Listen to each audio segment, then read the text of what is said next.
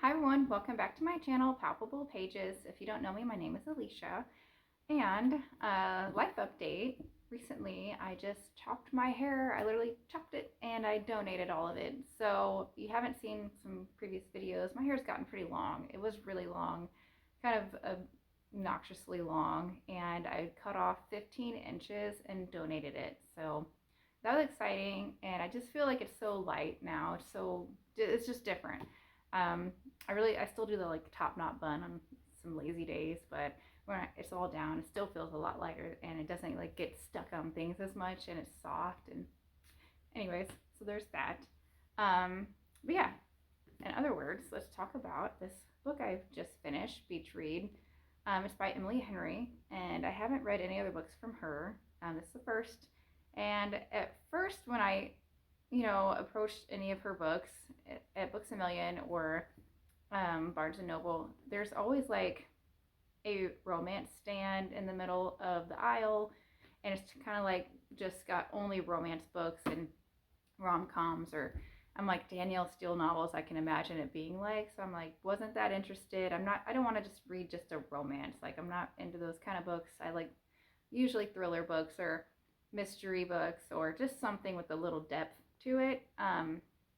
Anyways, I decided to pick it up because right now we're in the middle of excavating my whole backyard, and I'm putting in hopefully a concrete patio.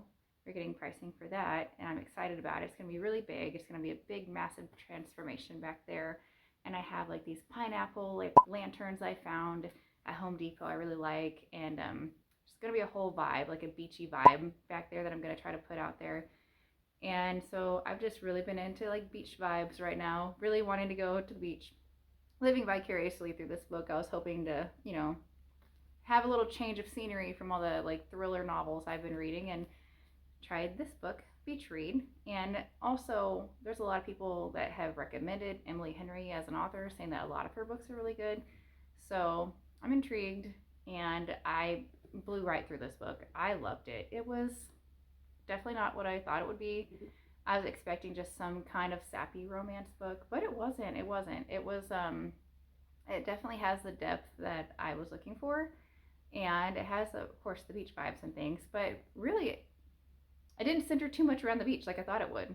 Um, it centered around more the damage that these two have in their lives, these two damaged people. And it's funny because whenever you I think when a person is damaged, your trauma recognizes trauma in someone else. Damaged people can recognize damaged people, and so that's kind of how this book was for the most part, the premise. But it was a really good read. It was interesting. It wasn't sappy. Everything was um, written in a well thought out way that made sense, and it wasn't it didn't push the romance too much. I like that. But in chapter one, find out right off the bat in chapter one, it's called The House. You find out in chapter one, main character January, she inherits this house. Her dad passes away. Of course, she inherits a house, and she never even knew the existence of this house, or that he had this whole other double life. So there's that really big deal for the first chapter, that she's finding out about this house, and just happens to be on the beach. So of course anybody would love to have a beachfront property, but then she's living there and unpacking this house and discovering secrets from his life that he never shared with her. And at the same time, she has this forced proximity, love-hate relationship going on with her next door neighbor that is not very nice to her at first, and they don't have a great meet cute. And I like that it's kind of this terrible tension between them that makes them hate each other, but also I feel that's also builds the best grounds of friendship. But essentially, they're both authors, and they're both kind of in a phase where they're stuck. And he's been writing the same book for a couple years. She's has a lot of pages that are due back to her editor, and they're both in a slump right now. And this book, it just reminds me of Stephen King and his wife, because it's so funny that Stephen King kills all his darlings in his books, but yet the woman he's married to is essentially this very poppy, happy person who writes children's books. And so she does write other books too, but she writes children's books, and he like kills all his darlings. He's like supposed to be like the father of horror, even though he doesn't like it being labeled as horror. Like in an interview, he has said that he thinks that he just writes thriller novels, mystery. He doesn't really label himself as horror, but that's what he's been called, the father of horror. And yet, it's like even on Trolls, like Poppy and Branch, like these two opposite people, yet they're attracted to each other, and that's how it is. It says on the back of this book, so that's not a spoiler. It says on the back of the book that Augustus Everett, Gus, he when she pens a happily ever after novel, he kills off his entire cast. So they're polar opposites. They have neighboring beach houses. They both have writer's block. So they strike a deal to get a little bit more creative. So essentially, he's kind of having her write a horror book, horror novel, like something without a happy ending, because he's saying that she lives all of her life with happy endings. And she has challenged him in return to write a book that has a happy ending, essentially a romance novel.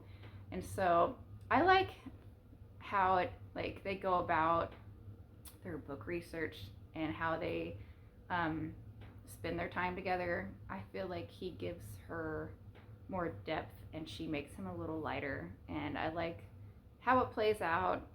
It's funny because it's also got small town vibes and beach vibes and things in there too, and so it is like one of those gentler like romance novels, but it also has like borderline like the trauma uncovering of the characters. So it has the depth that I really want to have in a book, and I like the cutesy little things that they have between the two of them. And I'm like, that was cute. That's funny. It's like if you ever watch the show You, like the everything ship little thing that they have. If you know, you know. I just like when you have little details like that put in there just to make it feel more real. So, and I even like the ending. The ending of the book was great. The whole read, there's not any lulls or slow spots. Let's see, it's 358 pages. So it's kind of like not too long, not too short.